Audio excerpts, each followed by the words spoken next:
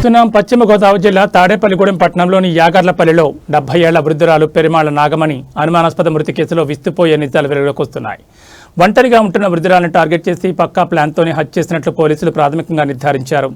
మృతురాలు నాగమణి తల ముందు భాగంలో బలమైన గాయముండగా వెనుక భాగం కూడా బొప్పి కట్టుంది. ఏదైనా రాడుతో బలంగా కొట్టి ఆపై ఊపిరాడకుండా చేసి చంపి ఉండొచ్చని అనుమానిస్తున్నారు.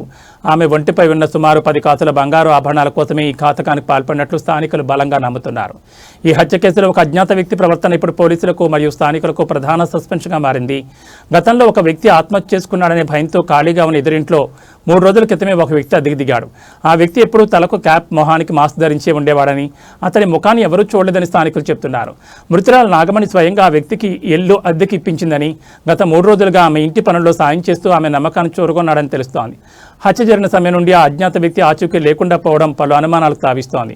ఈ మిస్టరీ మర్డర్ను పోలీసులు అత్యంత సీరియస్గా తీసుకున్నారు. డీఎస్పీ విశ్వనాథ్ నేతృత్వంలో close team, finger print experts, dog squad రంగంలో దిగి ఆధారాలు సేకరించారు.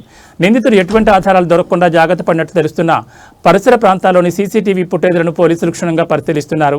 తాడేపల్లిగూడెం సీఐ ఆదిప్రసాద్, ఎస్ఐ బాదం శ్రీనివాసులు ఈ కేసును దర్యాప్తు చేస్తున్నారు.